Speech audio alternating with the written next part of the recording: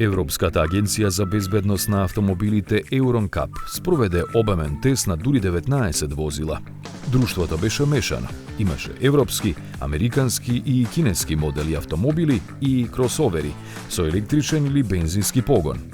Во таква констелација беше очекувано да има и различни резултати, но тие изненадија. Скоро сите, поточно 16 од нив, освоја по 5 звездички.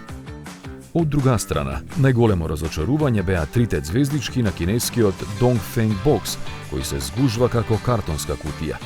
Освен тоа, покажа и други бројни слабости, како што се пукањето на точестите заварувања на каросеријата или слабиот притисок во воздушното перниче. После сударот и вратите останаа заклучени, што представува дополнителна опасност за патниците. Од овој пример јасно се гледа дека времето на ефтините електрични возила се уште не е дојдено. Изненадување беа и необјасниво ниските 3 звездички на Volkswagen T-Cross, како и 4 на DS N8. Позитивен пример испадна Cadillac Ortiq со своите 5 звездички, бидејќи американските возила поретко добиваат добри оценки на строгите EuronCap тестирања.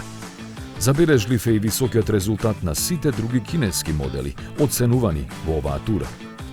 Интересен факт е и дека јавноста за прв пат го виде новиот MG S6 EV, токму на неговото EuronCap тестирање.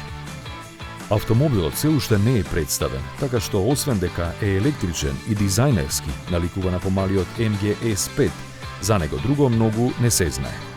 Веројатно ќе има истата погонска група од пакет батерии, но за потврда треба да почекаме уште некое време.